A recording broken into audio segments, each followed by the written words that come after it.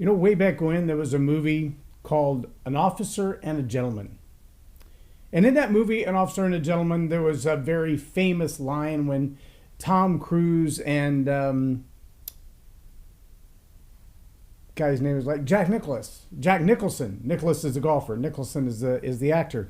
They had an argument in the courtroom, and one of them looked at the other and said, "All I want out of you is the truth."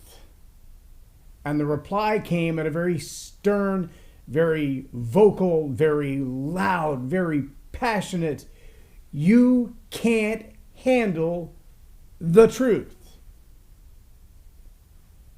It is my opinion, and it has been my experience, that good leaders tell it like it is, even if nobody else is ready to hear it.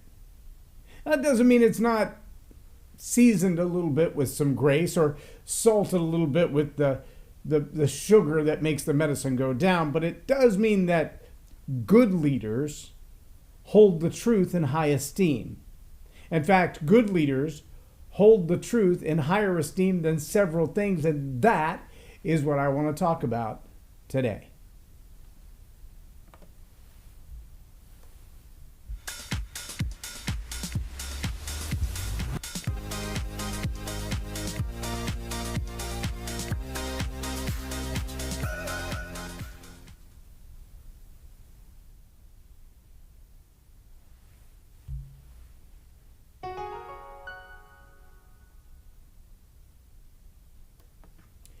I'm J Loren Norris with Leading Leaders Podcast.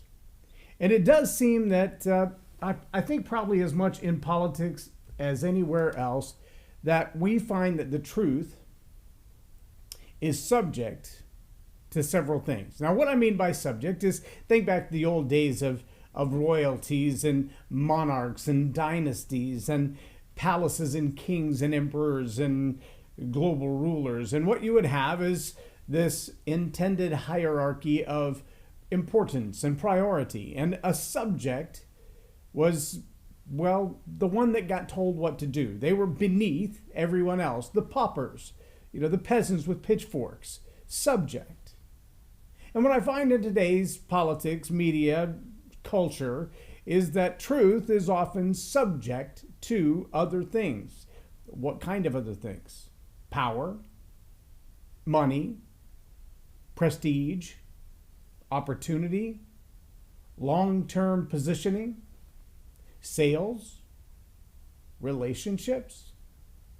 See, when we find ourselves in a place as leaders where we're willing to sell out the truth, the absolute provable facts, for politically manipulated facts, or to sell out the truth, the absolute provable facts, for not offending someone or not hurting someone else's feelings, or not going against the common popular opinion of culture. Put those words together in a sentence and ask yourself just how much sense that makes. Common popular opinion of culture. If you think anything in this world is whimsical, just watch culture for 5 minutes and ask yourself how bell-bottoms and half-tops came back again. I don't know. They were horrible when they came around the first 8 times, I guess.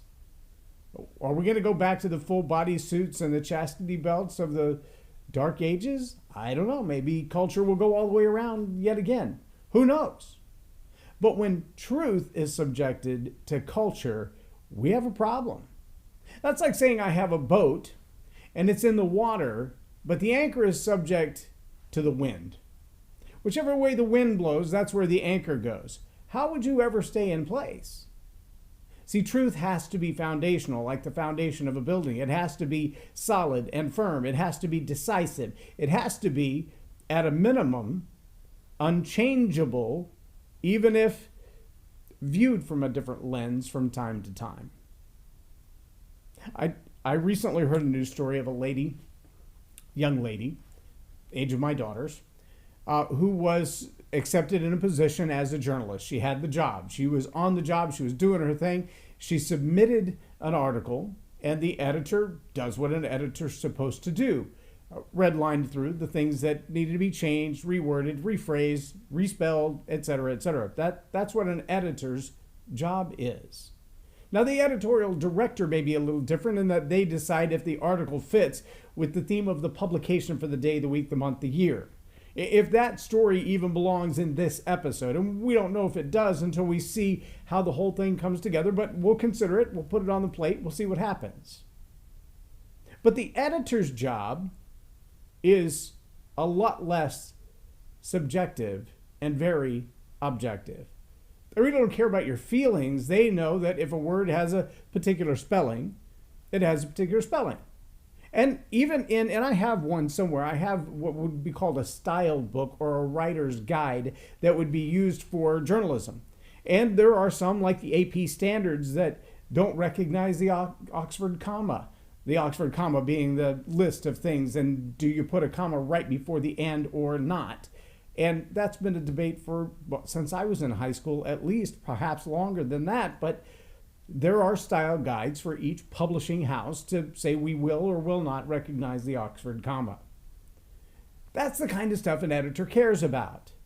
And usually those things, I either have a guide or they have a standard or they have truth tied to them. Now, this young lady had all of her life used a particular spelling of a particular word. The particular word in this case was hamster. Hamster, according to every dictionary I've ever looked at. And if you look it up today on Webster's or grab your dictionary off the shelf, hamster, Hamster, hamster. She spelled it with a P, Hampster, hamster. And when the editor called her on it and said, that's not the proper way to spell hamster, you should reword the sentence and respell that word, she went ballistic. Oh yeah, all the drama, all the upset, all the tears, all the accusations, all the railing against, with words like, you can't tell me how to spell hamster, that's the way I've always spelled it, and that's the way I'm going to spell it. Okay, at that moment, we have to ask the question as leaders, is the young journalist's idea of spelling foundational truth, or is the ancient decades of spelling hamster without a P the truth? Now, if you think I'm being ridiculous, I want you to consider the number of things that we have reconsidered over the last, 10 years. How many things have we reconsidered in our culture, politically speaking, educationally speaking, relationally speaking, biologically speaking? How many things have we looked at that up until the last couple of decades have been unquestionable, undeniable? I mean, everybody kind of looked at it and went, yeah, I would agree. Gravity tends to go down.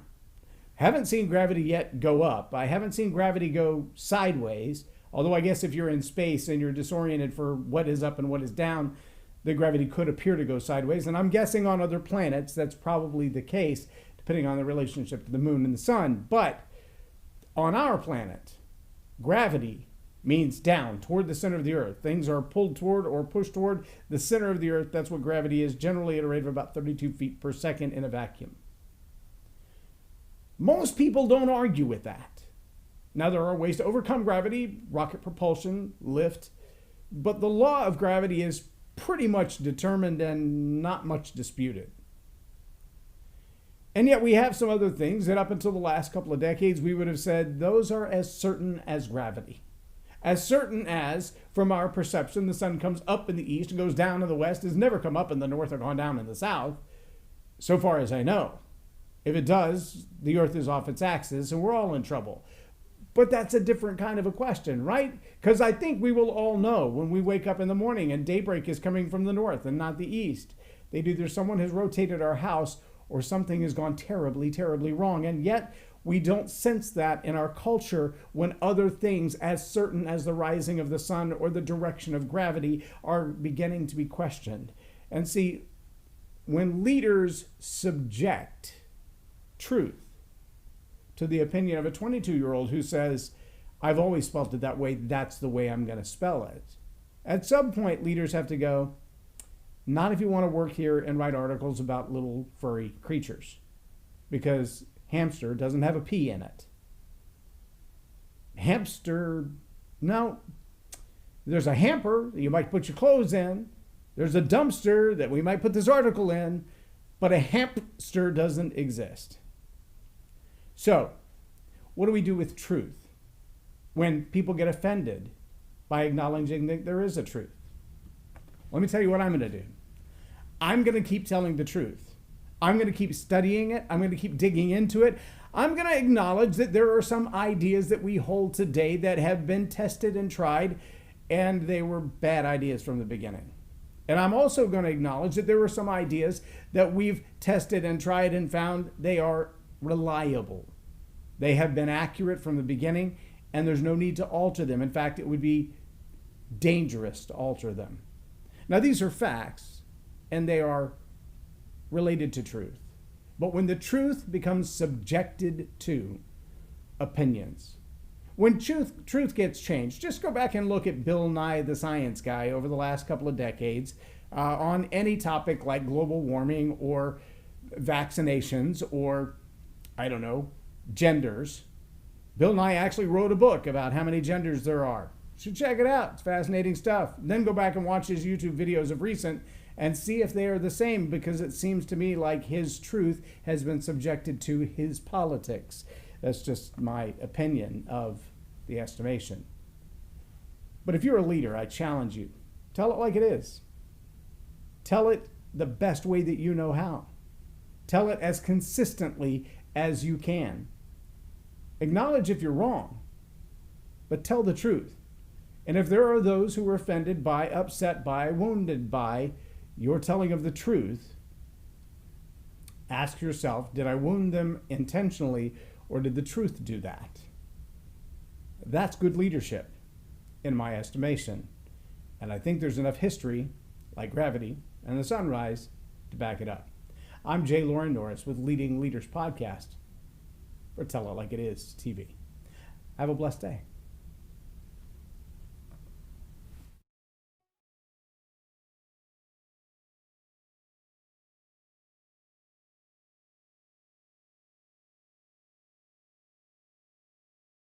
Subscribe now for our extensive video library of leadership lessons promoting faith